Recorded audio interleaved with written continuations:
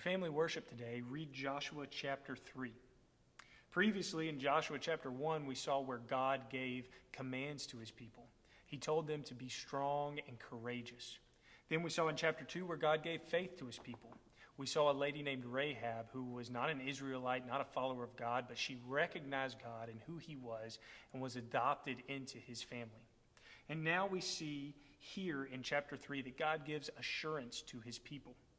You see, the people of Israel had scouted out the land and they were going to go into this promised land. But one thing was standing in their way, the Jordan River.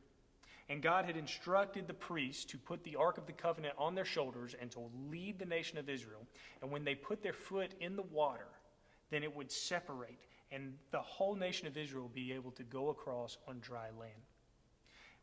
God has asked his people, he has told them, I am going to allow you to do this, but they still had to step out in faith. They had to put their foot in the water.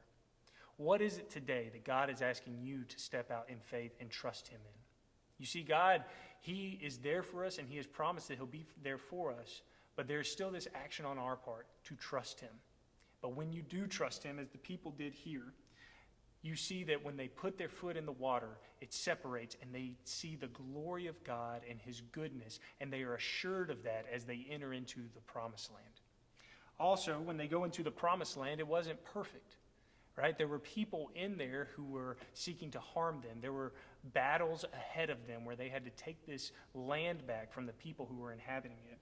And so we see this also in our Christian life, that when we believe in Jesus, everything isn't going to just be perfect all of a sudden.